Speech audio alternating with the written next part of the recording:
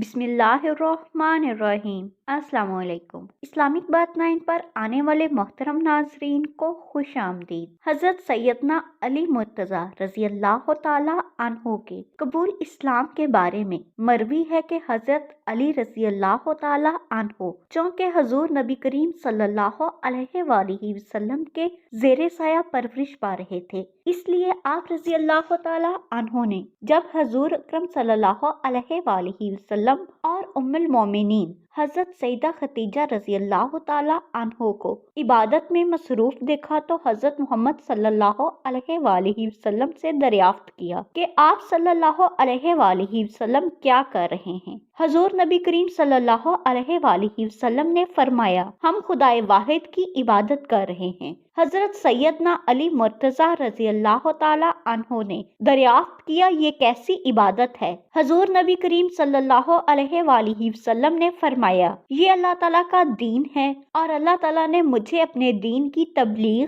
اور لوگوں کی ہدایت کے لیے چنا ہے، اور میں تمہیں اسی اللہ وحدہ لا شریک لہ پر ایمان لانے کی دعوت دیتا ہوں۔ حضرت علی رضی اللہ تعالی عنہ نے جب حضور اکرم صلی اللہ علیہ وآلہ وسلم کی بات سنی تو حیران ہو گئے اور پوچھا کہ میں نے پہلے کبھی اس دین کے بارے میں کچھ نہیں سنا، اس بارے میں فیصلہ کرنا مشکل نظر آتا ہے، اس لیے میں اس بارے میں اپنے والد سے مشورہ کرنا چاہتا ہوں۔ حضور اکرم صلی اللہ علیہ وآلہ وسلم نے فرمایا، اے علی رضی اللہ تعالی عنہ، تمہیں اس بات کا حق حاصل ہے، لیکن ابھی تم اس بات کا ذکر کسی اور شخص سے نہ کرنا۔ حضرت علی رضی اللہ تعالی عنہ نے حضور اکرم صلی اللہ علیہ وآلہ وسلم سے وعدہ کر لیا کہ وہ اس بات کا ذکر کسی سے نہیں کریں گے۔ چنانچہ اس رات جب سیدنا حضرت علی رضی اللہ تعالی عنہ سونے کے لیے لیٹے تو وہ اس بات پر غور کرتے سو گئے۔ اللہ تبارک و تعالیٰ نے آپ رضی اللہ تعالی عنہ کے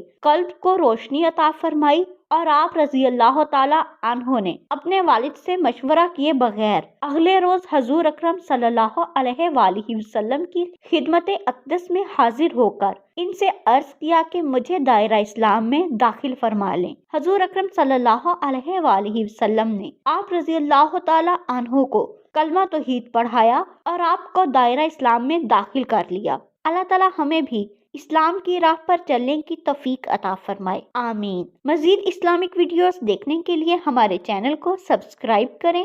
شکریہ۔